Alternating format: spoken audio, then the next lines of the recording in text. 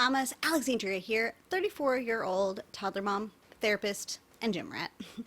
Today's video is going to be a little bit different because today I'm going to share with you my story, how I got here, how I ended up, 40 pounds lighter postpartum, and the way that it changed my life. I'm going to share with you everything that I did. Well, not everything, we don't have all day, but I'm going to share with you my story. I'm going to share with you what I did, any regrets that I have, which I do have some, and then things that I would, do differently if I had it to do all over again. So if you guys are ready, let's get into it. I would be lying to you if I said I wasn't nervous about filming this video. I'm a little worried I'm going to cry, and it's okay if I do, but it is possible. So just to warn you, there's a possibility of some tears. So I was getting emotional, like taking my notes to film, so. The other thing I do want to say is that I'm probably going to be using the words like overweight or fat in this video to refer to myself. I'm not referring to you personally. Everyone is different. Every body is different. So when I'm talking about the amount of weight I gained or lost, or I'm saying that I'm fat or overweight, I'm not calling you fat or overweight. I'm just simply describing what it was for me, and in my 4'10" frame, that this in fact was overweight and not healthy for me. So I say all that to say, if that's not your vibe, it's cool to skip this video. All right, so in order to really fully understand my weight loss journey, though, we kind of have to go back to 2013. And I know that seems like a long way back because my son wasn't born until 2020, but we have to start in 2013 because in 2013 is when I graduated from college, graduated from graduate school. And that's when I started working full-time as a licensed therapist. And that's also when I started sitting and having more stress because, as you can probably imagine, being a therapist is a wonderful and amazing job, but it also can be very stressful, in taking on and hearing other people's struggles and challenges. I'm very blessed that that's what I get to do for a living, but also it's a lot of sitting, but also a lot of stress, which increases your cortisol levels. And in college, I was relatively thin. I was what you would probably call like skinny fat. Like I was eating pretty well, and I was walking around campus all day. And so, I didn't really, my metabolism was good. I was young, I was in my 20s.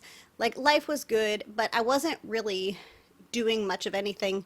I think I went to the gym a couple of times a week, but that was about it. I was just sort of living my life. I wasn't really focused on living a healthy lifestyle. I was just focused on living my life. And so after I graduated from graduate school and I started to be a lot more sedentary, then I started to put on some pounds.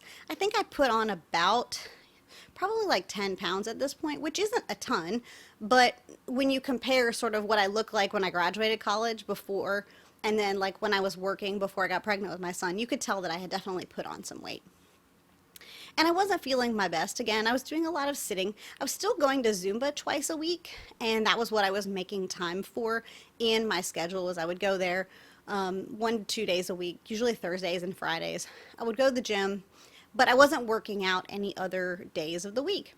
And so that was just part of my routine and part of, how I was living my life. And, I was pretty content with everything. I mean, I didn't love how I looked. And so at times I would do that thing where I would fad diet, or I would do like some intermittent fasting or whatever to try to shed some pounds. But the problem is that, as I've mentioned before, when you try to live in too much of a deficit, or you overcompensate for that, what you end up with is just reverting back to your old habits, because that's just what you do.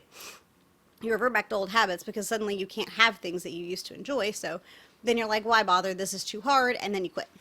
And so that's exactly what happened to me. Fast forward to 2019, and I got pregnant with my son in April. I don't even know anymore. So I got pregnant with my son in April of 2019. And I was very fortunate in that this pregnancy was a relatively easy one, so to speak. I was able to keep going to Zumba. I was able to keep working pretty much all the way through my pregnancy. I did have some issues from a glucose test perspective. I nearly failed the glucose test. I actually have a Get Ready With Me when this was still a makeup channel. I can link it if you want to hear it, see it, what I was like in that time, because I feel like I'm kind of not the same person anymore. And so, sorry, I've got some sinus stuff happening. Uh, but I went through, I'm like shaking, I'm nervous. I went through a relatively healthy pregnancy. Otherwise, I ended up passing the glucose like by the skin of my teeth. Um, and then otherwise, it was a relatively healthy pregnancy and relatively easygoing. I did have to be induced though at 39 weeks. Which is, like right there at it. Like my son was just like days away from his due date, but my blood pressure skyrocketed and I ended up having to go to the hospital and be induced to give birth to him. So that was unexpected. It certainly wasn't what I was hoping for. And, whew, okay. Why am I so nervous? So I ended up being induced with him and giving birth to him a little bit early. I don't think my body was quite ready, but he was born a little bit heavy and a little bit jaundiced. So again, not ideal circumstances, but thankfully he was relatively healthy for the most part. Well, here's when things get interesting. Here's where the problem really started because of the conditions with which he was born and because of what was unknown to us at the time. It was an undiagnosed tongue and lip tie that was atypical from your average. We checked. I was unable to nurse properly with him. And so breastfeeding was, wow, already? Breastfeeding was not something that I could do successfully for him. Like he wasn't really able to like nurse with me. And so because of that, I became an EP, or an exclusive pumper if you don't happen to know what that is. But so I became an EP, which honestly worked pretty well for me, just because of my sort of like controlling nature, because I could pump and feed him, as I needed to. And so that became my lifestyle, and really like a full-time job for me was pumping milk for him to store and keep, and all of that stuff. And I was fortunate that I was able to do that, but one of the ways that you do that is in order to create more milk, you have to have, like, you eat more calories. And so I started eating a lot of really calorie dense food. Particularly Oreos, because Oreos are great for supply because they're just so like fatty, and that's probably why I still like Oreos, and also probably why I don't like keep them around. They're kind of like a trigger food for me, I guess. But I do love me some Oreo protein. But anyway, so I got to this point where I was eating Oreos a lot, and a lot of like stuff to, sustain my supply, because I noticed that when I would eat more Oreos and stuff, that would increase my milk supply. And again, my son needs to be able to eat. I really wanted to make sure that he had breast milk because for me it was really important. And I know every mom's journey is different in that regard. So I'm not passing judgment on formula in any way. I think fed is best. So, but anyway, regardless, in that time for me, I had never felt like such a failure, y'all. And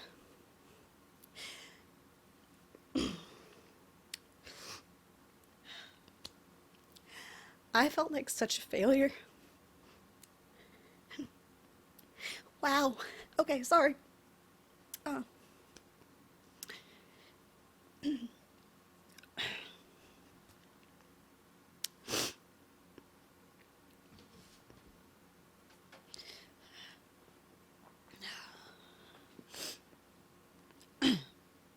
all right.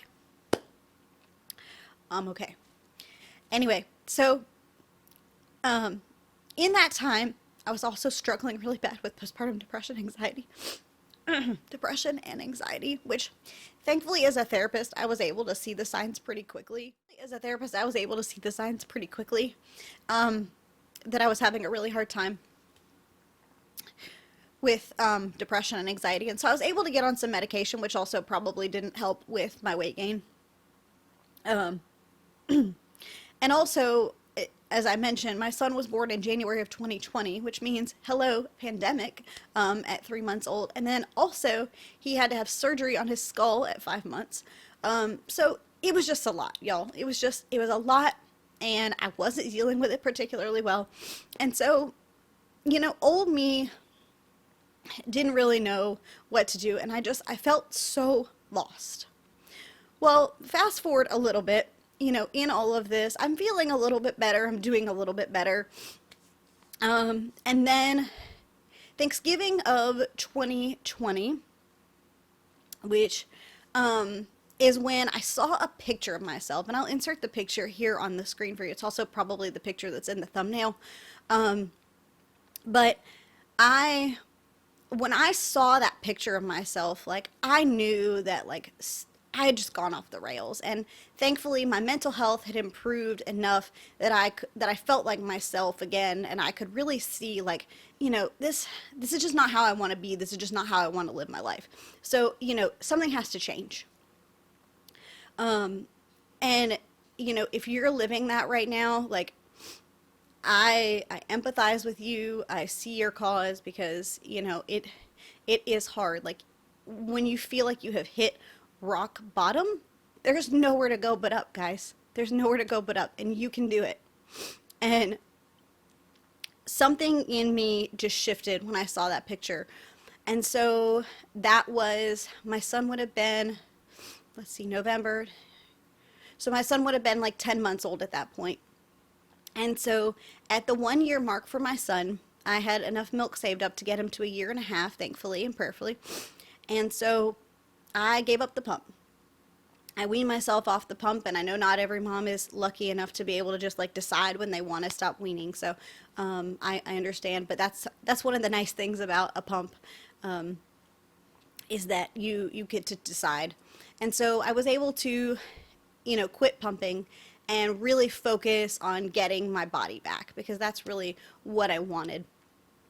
And in that time, I discovered MK Fit workouts. So MK Fit is a dance channel. I've mentioned her a bunch just because I really like her. I think she's great. I think she has great messages on like body image and stuff, and like loving your body. So I just love her. I'll link her channel again, as I always do. But anyway, so I started doing her workout videos and some blogilates, which I had done in the past, just to try to start working out more. And I was working out a couple of days a week, primarily at nap time.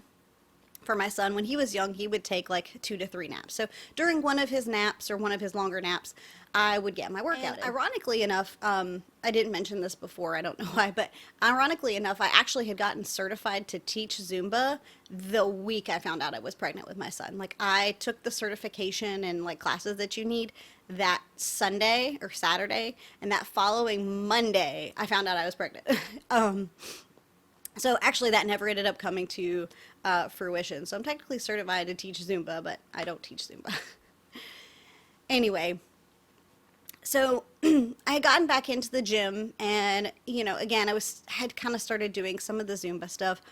And then Caroline Gervan got suggested to me on YouTube, and I was like, let's give this weightlifting thing a shot. I don't really know why Caroline was suggested to me. She just was, and I think it was because she was becoming popular, and people were liking her content. And so I would watch a video here and there, nothing specific. And when I would do the videos, I wouldn't be able to finish them. Like, they were really, really hard for me. Like, I would not be able to get through an entire workout. But I was like, I like the challenge. And I realized, and I think it's because of everything that I went through with my son and my depression and my anxiety and all of those things, because of that, I just knew I could do whatever I set my mind to. Like, it made me mentally tougher, and I needed that switch to flip for me, because mindset really is everything in this. And I needed that mindset shift to know, like, I can do this. I can do whatever I set my mind to. And so I decided around, I believe it was like August, I set my mind, I was like, all right, I'm going to do a whole program. At the time, Epic Heat had just been released. And so that sounds right. Epic Heat had just been released. And so that's the program I did. And I did that program from start to finish, y'all. And I felt so proud. I felt like I was, I just felt better, and I was seeing results. And I will show you before and after, like, sprinkled throughout here. And from that point, that's what I did. I just did Caroline Gerban workouts. I followed the 5-day program, and I did that for a while. I think I want to say probably like 6 to 8 months. And then in 2022, that's when I started doing Noom because I was seeing cardiovascular changes. I was having more energy. I was feeling better. But I still wasn't seeing quite the weight loss. Like I saw some weight changes, and you'll see it in the pictures. But I had definitely lost some weight, but I'd lost about 8 to 10 pounds, and I still hadn't quite reached my sort of the goal weight in my head. And so I decided to give Noom a try. And so I paid for the 6 month subscription at the start of the year. You know how they always do a promo in January because everybody wants to lose weight in the new year, right? And so I did the promo in January and I did the 6 months of Noom. And Noom taught me so much. Noom taught me about like understanding the mindset behind nutrition and understanding the mindset behind food. And that was really pivotal for me in understanding like how to lose weight and how to like have a good relationship with food that I didn't really have before. I was very much the mindset before of like reward food, consequence food. Like that was very much my mindset around food, and that just doesn't work in the same, because it's a diet, right? And so finding that balance for me through Noom was what was able to help me in that 6 months time period lose the rest of the weight that I wanted to lose. So fast forward to today, and it's the middle of almost the end of 2023. How did we get here? And I'm still doing those things that I learned from a nutrition perspective. I still work out 5 days a week for the most part. I take time off if I'm sick, obviously, or I take time off, just to reset my body. And I'm just constantly wanting to continue to learn and grow and be, a better version of myself. I think one of the big things that I got from Caroline and her workouts is part of it is the community, because she has a great Facebook community, and just seeing those people's like befores and afters and the motivation from all the different people, it just really meant a lot to me, and it really helped build me up and keep me going. And I think that's why I think community is so important. And also I talked about this in a tech video that I'll link as well, but having a whoop strap, this is my whoop strap, having a whoop strap really showed me what my body could handle versus what I told myself that my body could handle, because oftentimes our mind quits before our body quits. I'm sure you've heard that before. And Whoop was really able to show me like, hey, your mind is quitting before your body can quit. And so that really helped me to push and challenge myself. And because of that, I think that's why I was so able to get to where I am today, because I knew and I know that I can do things that aren't easy. And before I didn't know that. In some ways I was kind of weak, and I don't say that, it's just, I didn't have my mind right. And you really do have to have your mind right to do this, whether it's for lifting or whether it's for nutrition. Like, you have to know that you are important enough to take care of yourself. Taking care of yourself is not selfish.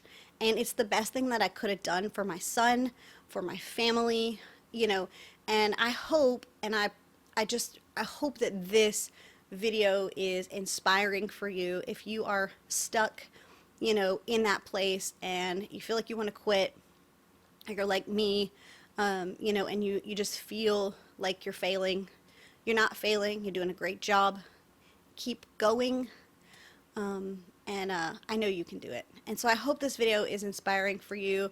And please ask me any questions that you have in the comment section. I am more than happy to answer any question, anything I missed. I feel like as I was going over this in my head that there were things that I wanted to say that I didn't end up saying. So I'm sure I missed something. So if you have a specific question, please leave it in the comments. And I would love to hear from you, your stories, your journeys. I want to share in all of that with you. So I would love to hear from you in the comments section below. And if you've enjoyed this video, YouTube should be recommending some more less emotional content right here, I believe. They should be recommending another video for you guys. And yeah, so that's it. I'll see you guys in my next one. Bye.